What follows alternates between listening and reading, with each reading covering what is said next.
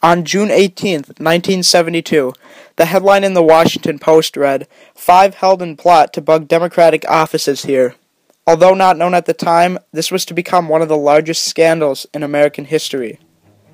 June 17, 1972. Five men were arrested for breaking into the DNC national headquarters at the Watergate office complex. Two young reporters for the Washington Post, Carl Bernstein and Bob Woodward, were called in to investigate.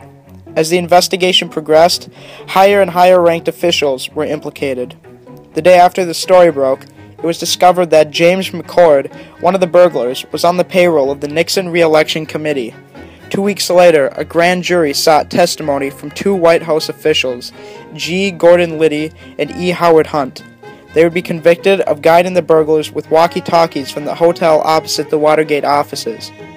Soon after, it was discovered that a $25,000 check from the Re-Election Committee had been deposited in the bank of one of the burglars. As the investigation progressed, a confidential source was utilized for much of the information used. He was known only as Deep Throat. The story was still largely ignored, and Nixon was re-elected for his second term. In April of 1973, four top White House officials lost their jobs: Chief of Staff Haldeman, Chief Domestic Policy Advisor Ehrlichman, Attorney General Clandestine, and White House lawyer John Dean. By summer of 1973, Watergate had developed into a national scandal. Two official investigations were commenced.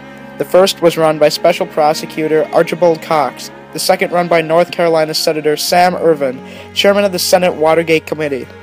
July 1973, a White House aide named Alexander Butterfield revealed that Nixon had installed a secret taping system in the Oval Office that recorded all phone calls.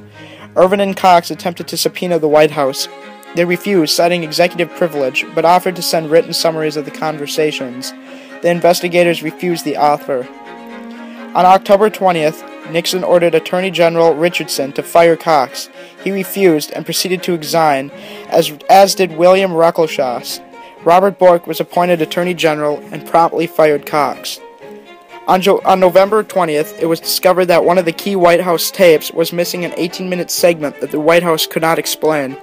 The scandal was at its peak, but as pressure mounted, Nixon continued to claim his innocence.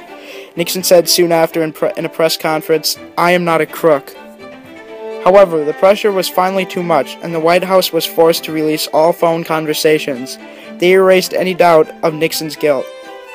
On October 8, 1974, the scandal came to an end as Nixon resigned during a televised address. Watergate pushed America into an era of distrust of government and executive power. America felt betrayed, and never before had it thought of the president as anything other than the utmost example of the law. The detrimental effects of Watergate would be felt for decades to come.